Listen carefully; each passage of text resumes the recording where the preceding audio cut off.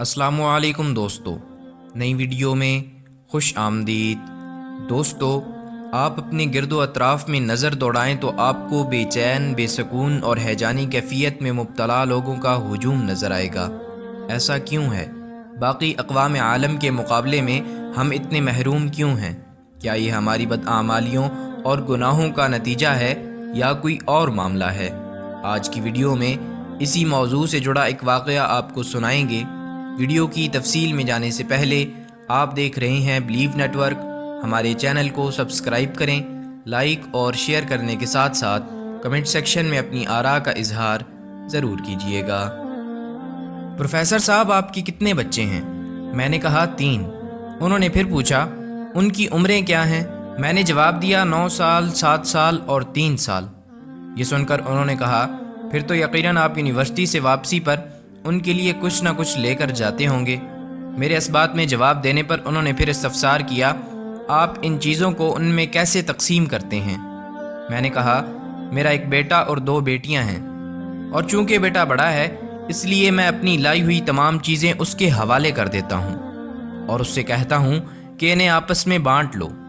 یہ سن کر انہوں نے فرمایا پروفیسر صاحب، اگر آپ کو کسی دن یہ پتہ چلے کہ آپ کا صاحبزادہ آپ کی لائی ہوئی چیزیں آپ کی ہدایت کے مطابق تقسیم نہیں کرتا یا انہیں بانٹنے میں انصاف سے کام نہیں لیتا تو آپ کیا کریں گے؟ میں نے ہنستے ہوئے کہا اگر کبھی ایسا ہوا تو اس کا حل تو بہت آسان ہے، میں اگلی بار اس کو صرف اسی کا حصہ دوں گا اور بیٹیوں کا حصہ انہیں خود الگ سے دے دیا کروں گا۔ یہ سن کر ان کے چہرے پر ایک معنی خیز مسکراہٹ ابھری اور انہوں نے ایک ٹھنڈی سانس بھرتے ہوئے کہا پروفیسر صاحب، آپ کی اس بات میں وہی فلسفہ کار فرما ہے جس کی بنیاد پر اللہ پاک نے اپنی عنایات تقسیم کرنے کا فارمولہ طے کر رکھا ہے۔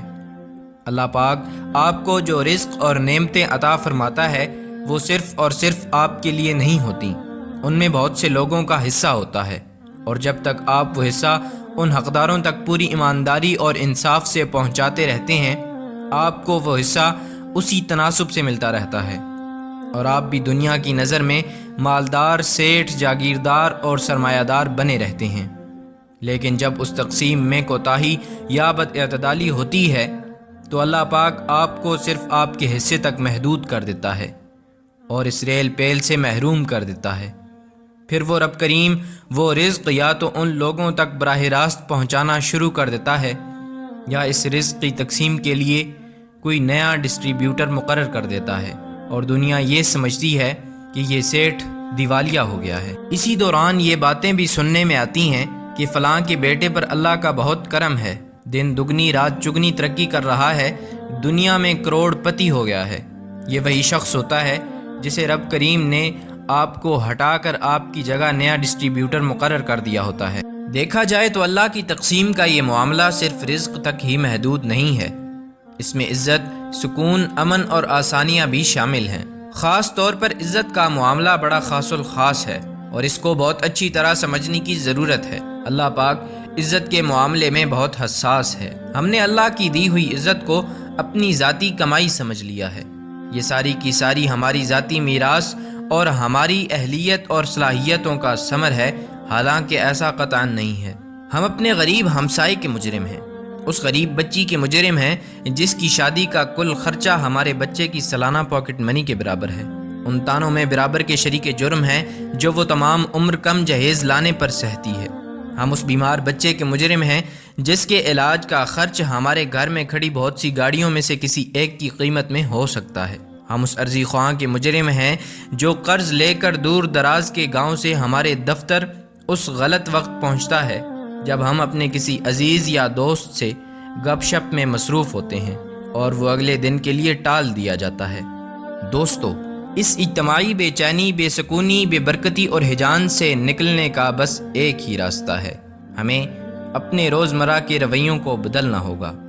ہمیں یہ سمجھنا پڑے گا کہ مخلوق کی عزت دراصل اس کے خالق کی عزت اور مخلوق سے پیار دراصل اس کے خالق سے پیار ہے۔ کیا ہم ان اقوام کا مقابلہ کر سکتے ہیں جہاں انسان تو انسان، جانور بھی اپنے حصے کی عزت، پیار اور سہولیات کا حصہ پوری ایمانداری اور دھڑلے سے وصول کرتا ہے؟ جب ہم پیار کی جگہ نفرت، عزت کی جگہ حقارت اور بخشش کی جگہ محرومیوں کا بیوپار کریں گے تو پھر ہمیں یقین کر لینا چاہیے کہ وہ خالق دو جہاں جلد یا بدیر ہمیں ہٹا کر کوئی نیا ڈسٹریبیوٹر مقرر کر دے گا۔ اللہ تعالی ہم سب کو ایک دوسرے کا دکھ سمجھنے، ایک دوسرے کی مدد کرنے اور آپس میں اتفاق و اتحاد کے ساتھ رہنے کی توفیق عطا فرمائے۔ آمین۔